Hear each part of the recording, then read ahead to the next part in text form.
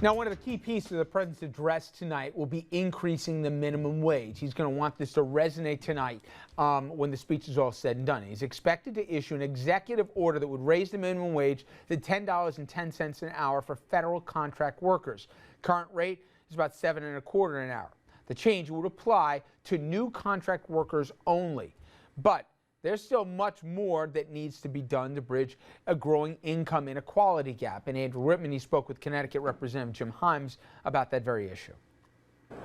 Rich, thanks very much. Congressman Himes, a lot of focus tonight on inequality and wealth issues as well tonight. You represent Greenwich and Fairfield County, a county that tends to do better than average. You also have a background in Wall Street, another area that may find some objection to that. How do you sell the president's plans when it comes to ameliorating some of this wealth inequality? Well, I think it's really important that we focus on what I think almost all Americans believe should be true about their country, which is that regardless of where you're born, if you're born in the city of Bridgeport, which I represent, or the town of Greenwich, that regardless of where you're born, you should have the same opportunity to succeed in this country, to achieve the American dream. You do that, of course, through things like good schools, opportunity that is offered to everybody, and so I think that's the angle that really connects with people in terms of how we make for a fairer nation. Why do you think there is so much objection to some of the issues that are being used to address this, including the safety net issues, things like minimum wage, things like food stamps and those kinds of issues? Look, in a way that we've never really seen before, there is an aggressive attack on the safety net, an aggressive attack on the poor. Most Americans, however, I think understand that, in a capitalist system there are winners and losers, and that in the most powerful and wealthiest nation in the country, the losers shouldn't go hungry. They shouldn't be homeless. And so, I think the vast bulk of Americans understand that that safety net is important, and that we need to work hard to improve opportunity for middle class and all Americans.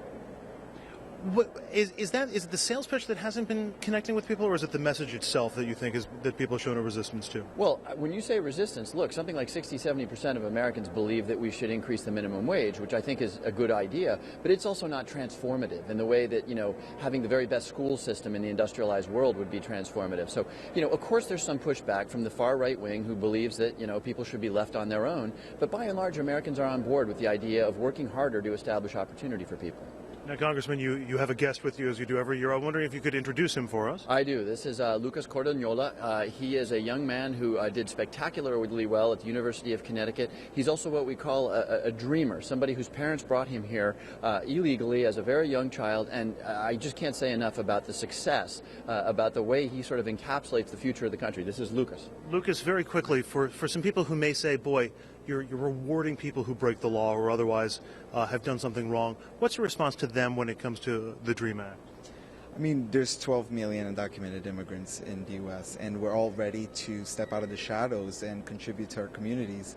And I think that this year we do need something like immigration reform to happen so that, we can step out of the shadows and contribute even more to the community. All right, Lucas, thank you very much. Congratulations. Thank you. And Congressman, thank you. Thanks, Andrew. Take care. All right, that's the latest from here in Washington. Rich, let's send it back to you in the studio. All right, Andrew, check back in a little bit. Listen, it's funny, Dominic. The Democratic Party had been doing their best, and really they'd muzzled the progressive end of the party. Even if you think about, the Occupy movement and stuff, the Democratic Party didn't run to that side. They kind of left them.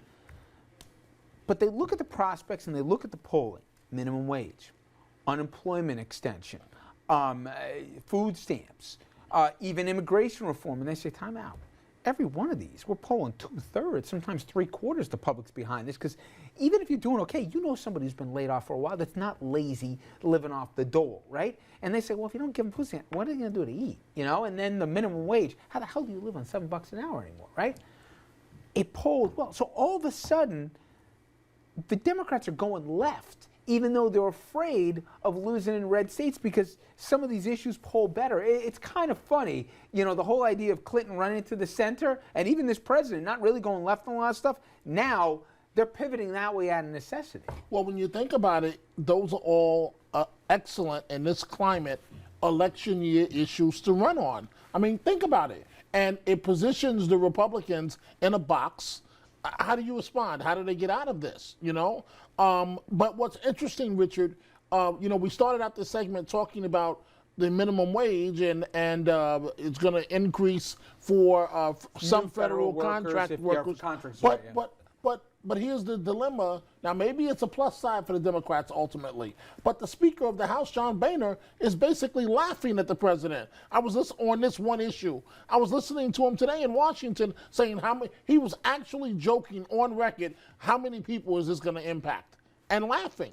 So, I mean, so maybe it will, maybe these issues will position the Democrats in a This good way. has been the compassion gap that Republicans have been hit hard on, and on some social issues. It's funny, abortion I'm sure is not going to come up tonight, Bill, but you had 2 Republican idiots last year in 2 Senate races who said, well, legitimate rape, and then you can't get pregnant if you're raped, those kind of, and then Republicans had to answer for that forever, right? This time, it's now on pocketbook social issues to a degree. They have to be careful, Republicans, how they play this, right? Yeah, absolutely. These issues poll really, really well. The minimum wage polls really well. Republicans, I think, have legitimate disagreement with whether it actually helps low-income workers, whether it shrinks the job force because of what it does to small businesses. But these are issues that pull through the roof because people want to feel compassionate. They are compassionate. They sound right. Unemployment insurance, you want to keep that going because you feel bad for people that are laid off. And not to interrupt you, Bill, but when a Rand Paul says, I'm going to do them a favor and take them off unemployment because then they'll get a job, then it changes the narrative, Yeah, and right. he becomes the face of the GOP, even if you got the McConnell and the rest hitting their head saying, what are you doing? And he may very well be right, but you look like a creep when you say we'll things debate like that one, but yeah. But the issue becomes, how do Republicans, I've heard some say, give in on these little things because you got them on the bigger issue. Right, that's but right.